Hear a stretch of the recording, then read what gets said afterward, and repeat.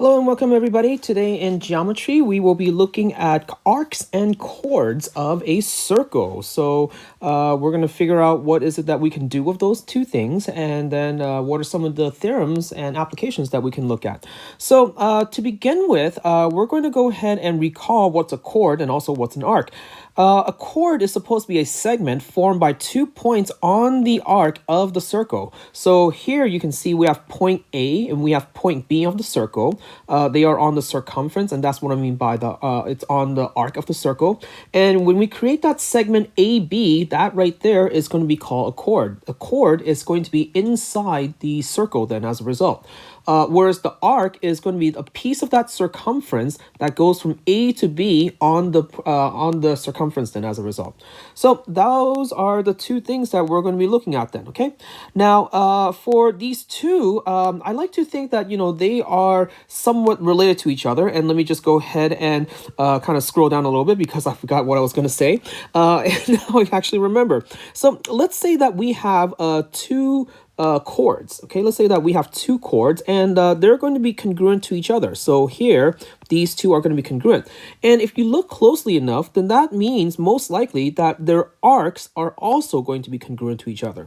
So here, if the two chords are congruent, then that means that their corresponding arcs are going to be congruent. And the other way around is obviously going to be true as well then, meaning that if you have an arc which is going to be congruent to another arc, and assuming that all of these will be in the same circle, like so, then the result is that when you draw their corresponding chords over here and over here, if these two are congruent, then therefore their chords are going to be congruent then. So that's what's going to lead into our first theorems over here. The congruent chords have congruent arcs, and also the converse of that, which is congruent arcs, are going to have congruent chords. So in terms of the proof for that one, hopefully it's not too bad. So let's take a look at the first picture over here. Like I said, if given that the chords are going to be congruent to each other, so here's A, here's B, and then here's C, and then here's D. What I want to prove is that AB the chord is, AB the arc is going to be the same or congruent as CD the arc then. So the way we're going to do this is by the following. We're going to go ahead and create the radii to each one of these then as a result. Okay, so we're going to create the radii like so. Now, as soon as I create the radii, now note, be very careful here. This CD and PAB and PCD, the angle in between them, they're not necessarily a vertical angle. The way that I drew it, it looks like they are, so that's kind of a bad thing. So here, let me just kind of redraw it so then that way you can see what I mean then. So let's say that we have a chord right here, and then we have this chord is going to be congruent to another chord over here, like so. So when I draw from there, the ends of the chords to the center, then this is basically what I have. So here's AB once again, and then here's CD once again. So the proof, remember, I need to show that this angle, this arc over here, AB the arc, and I keep using the wrong pen, so sorry about that. I want to prove that this guy over here, the arc, is going to be the same as the arc that's over here. So the way we're going to do it is we're going to have to focus on their central angles, which is going to be this part and this part right here. If I can somehow show that those two central angles are congruent to each other, then that means, according to the last section, then that means that those two arcs, AB and CD, are going to be congruent as well. Well, looking at the triangles that I created, we know that these two chords are supposed to be congruent to each other. What I created over there from the center to those points, well, those are all radii. So that means that they are technically congruent to each other. So then by SSS, then that way we can say that triangle OAB would then be congruent to triangle OCD. And then that means that by corresponding parts, CPCTC, the angle AOB would then be equal to or congruent to angle COD. And therefore, AB, the arc, would then be equal to or congruent to CD, the arc then, because their central angles are going to be the same. Now, working backwards is kind of like the same idea then. Okay, so here in this picture on the right-hand side, what I can do is, given the arcs are going to be the same, I want to prove that the chords are going to be the same. So once again, we're going to go ahead and create their triangles that mix it up like so. This time around, it's the same thing. These two or these four are all congruent to each other because they are all radii. And this time, because we're given that the arcs are congruent, then that means that we're given that the central angles are going to be congruent to each other. So just like before, the two triangles are congruent to each other, but this time by SAS because not SSS since we're not given the last side. And then so by corresponding parts, CPCTC, that will give us the conclusion that the two arcs, the two chords are going to be congruent to each other then, okay? All right, so that is the first part. Now, what I want to do is, let's see. Well, actually, I guess I wrote it here and I was supposed to write the proof. Huh, how do you like that? But anyhow, let's go ahead and move into the next part.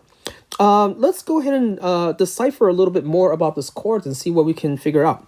Now, in the picture right here, notice that we have chord AB, and then we have a diameter of CD. Okay, so the diameter of CD right there.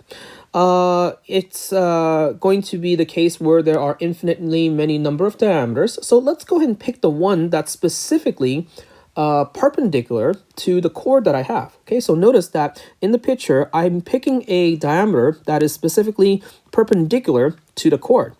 So if that's the case, then what's going to end up happening is you'll notice that from E to A, right, that point of intersection to the end of the chord, and then from that point to the other end of the chord, they're definitely going to be congruent to each other by just looking at the inspection. And so that right there is going to be our next one then. So if you have a diameter that is perpendicular to the chord and its arcs are going to be and its arcs whoa, I kind of wrote some weird thing.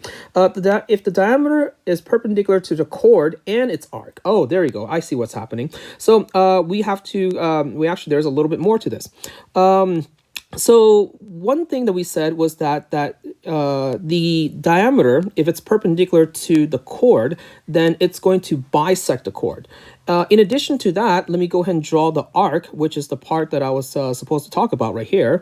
And let me go ahead and erase this guy right here. Okay, so notice the arc from A all the way to B. Where D is located, you can see that it cuts that arc also in half, like so. So that right there is basically going to be this theorem then. Okay, so in conclusion, if the diameter is perpendicular to the chord and its arc, then it's going to bisect them as a result then, okay? Then it's going to bisect each one of them then, okay? All right, so let's see. In terms of restate, I actually wrote that up. I want to prove that CD right there is going to bisect AB, and then I'm going to prove that also CD bisects AB, the arc, and also the chord then. So think about this just like the same thing as the last problem that we did, or the last proof that we did. Most likely, we're going to go ahead and create OA, which is the radius, OB, which is going to be the radius in this case. So because they're both radii, then that means that these two are going to be congruent to each other. And if they're congruent to each other, then what we have right there is the reverse or the converse of the perpendicular bisector theorem. So by the converse of perpendicular bisector theorem, then we can say that CD is going to perpendicular bisect AB then. So that's how we're going to prove that these two guys are going to be congruent to each other. Now, if you want a more of a congruent triangle proof, you can definitely show that those two triangles are congruent to each other by using HL, because OE is congruent to itself, OA is congruent to OB, and you have a right angle. So by HL, these two triangles are congruent. And I think that might be a little bit better, because then I can say by corresponding parts, AOD, this angle right here, is going to be congruent to this angle right here, DOB. And because those two central angles are congruent, then therefore their arcs that corresponds to them are going to be congruent to each other. So that leads into then my second part then. Okay. All right. Now, here are, let's see, the last few of them then. The last two, in terms of the theorems in this case, is that, let's say once again that we have congruent chords. So here, we're given that AB, the chord, is going to be congruent to CD, the chord. Then it turns out that the distance from the center to those chords are also going to be congruent to each other. So in this picture right here, I think I denoted, and it's a little bit hard to see, but I denoted that the point of intersection between the O and AB, the perpendicular to AB going to O is going to be XO. And then also the perpendicular from O to CD, that point is going to be equal to Y. So XO and OY, those are going to be the distance between the two chords and also the center. And what I want to do is I want to prove that OX is equal to OY because those are the distance between the two. Well, let's see. Then I think we can probably do the same thing. The trick so far for this entire section has been to create the radii. So I'm going to go ahead and do that then.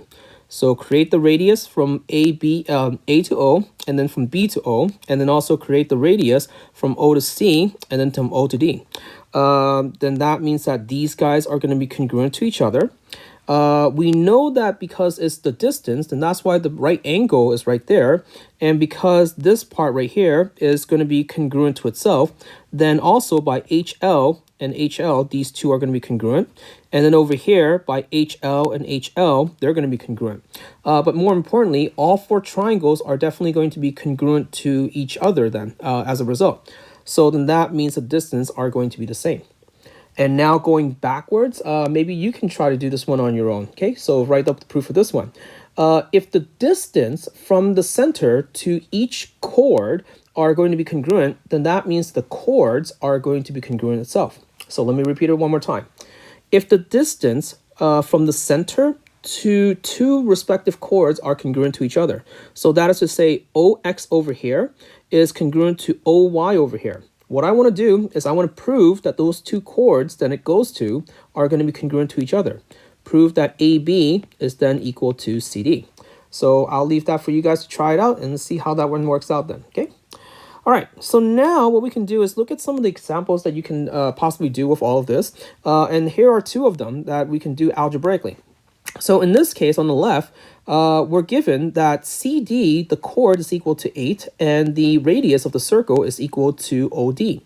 What I want to find is the distance between the center of the circle to CD. So that means that what I'm looking for is going to be located right here. I'm looking for that distance right there. So that is going to be perpendicular. Well, going by what we were saying earlier, right, what I can do is, for that distance that I'm trying to find, let's go ahead and call it OX for the time being, right? I'm going to go ahead and extend OX so then it becomes a diameter. Okay, I'm going to extend OX so that it becomes a diameter. And as soon as I do that, then that means, according to the theorem that we just did, then that diameter is going to perpendicular bisect the chord that it just intersected. So that means that this diameter is going to be not only perpendicular because it's distance, but rather it's going to bisect it like so. Okay, well, let's go a little bit further. Knowing that the chord's length is 8, then that means that this part over here from X to D is going to be equal to 4. And as soon as you have that right there, you should be able to see that we have a right triangle where we have the hypotenuse of 5, and then we have a leg of 4 then. So if I want to solve for this length, which is trying to do, we'll go ahead and call it question mark. So question mark squared plus 4 squared is equal to 5 squared. So question mark squared is equal to, looks like it's 25 minus 16, which is equal to 9. So question mark, the distance from the center to the chord is going to be equal to 3 then. Okay. All right. Next piece, same idea over here. So let's see, find the length of chord AB, okay? Find the length of chord AB, and what you're given is just, well, what's in the picture? We know that we have the distance from the center to the chord is supposed to be 5, and what we're given is that the other part of it is going to be equal to 12. And you know what? I think I'm going to go ahead and change that if it's okay, because I want to make the numbers a little bit nicer for you guys. So let's go ahead and change this guy over here, the 12, into, oh, I don't know. How about let's say 8 for right now? Okay, I want to find, let's just say that length is equal to 8. So same as before, what we'll do is we'll go ahead and create OB. Okay, we're going to go ahead and create OB, which is going to be the radius. Now, that radius OB is going to be the same thing as this length over here that contains 5 and 8 because those are both radii. So what that means is this guy right here is going to be 5 plus 8, which is equal to 13. In addition to that, if you remember what we said earlier, if I create this over here as an extension, then that is going to be a diameter, and therefore it's going to bisect the chord AB, perpendicular bisect the chord AB. So then that means that this segment is going to be congruent to this segment. But the important part that I want is that triangle inside over here, where this is supposed to be 13, and then this is supposed to be 5, and according to this, also we have a right angle. So that means that by Pythagorean theorem, we should be able to solve for the length of this side. And that length right there is half of the chord because it perpendicular bisect, like I said, that diameter that we just created. So 13 squared is equal to question mark squared plus 5 squared. So question mark squared is equal to, let's see, 13 squared minus 5 squared. And as we said last time, 13 minus 5 because I'm using difference of square, and then multiply by 13 plus 5 is equal to question mark squared. So question mark squared is equal to 18 multiplied by, looks like 8 over here in this case. So let's see, did I do anything incorrectly? Nope, hopefully not. So let's see, that's going to be a 9 over here multiplied by 2 over here, and then multiplied by a 2, multiplied by a 2, and multiplied by another 2. Sounds very elaborate, you know, the way I'm doing it. Take the square root of the whole thing. So the question mark is equal to 2 squared times 2 squared times 3 squared. So that means question mark is equal to 2 times 2 times 3. So the answer is going to be equal to 12 then. I'm sure there's a shorter way to do it. You'll figure that out, right? All right, so here's the last one. We'll look at this as a proof base and see how this works out. Write a 2-column proof to show that if you have a circle centered at 0, BD is going to be perpendicular to AC, so I can see that little mark right there. Okay, so this is going to be perpendicular. And then finally, the measurement of the chord AD is going to be equal to the measurement of the chord CD. So that means that this part right here is going to be congruent to this part right here. What I want to do is I want to prove that measurement of angle 1 is equal to the measurement of angle 2, or congruent to each other. So over there, that's where I'm going to go ahead and put my question mark then as a result. All right, so let's go ahead and see how we can attack this. Most likely, these two triangles that we have in there are going to be congruent. So the question is, how are they going to be congruent?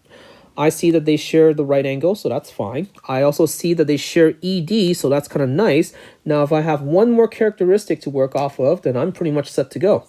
And I do see something that we can work off of, because notice that AD, the arc, is equal to CD, the arc. So then that means, according to the theorem, that AD over here is going to be congruent to CD right there.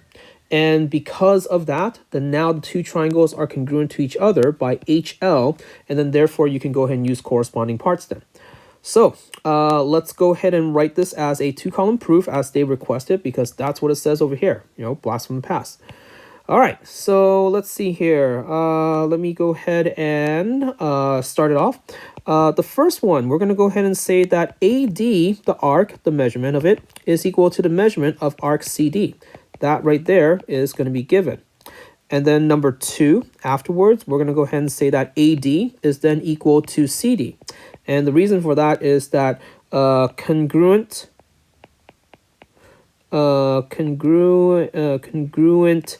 arcs implies congruent chords. Okay, so you can either tell them the theorem number, but I think, you know, writing it down might be a little bit better because it's easier for the reader. Okay, so right there, next we're going to go ahead and look at the other part. Remember, we're trying to prove by HL, right? So then that means we want to talk maybe about the right angle next or something. Or maybe, actually, let's take care of the easier part. We're going to go ahead and say that ED is equal to ED, which is the leg part. So that is going to be reflexive, okay? And in terms of where we're at right now, we see the hypotenuse over here. We see the leg right here. And so now we just have to show the right angle. So the right angle part, we're going to write BD is perpendicular to AC. So that one is going to be given.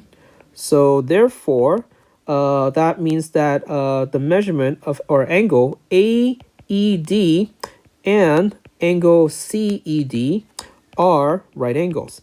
And remember, when you're doing HL, you don't actually have to say that those two angles are congruent, but rather you have to say that they're right angles then.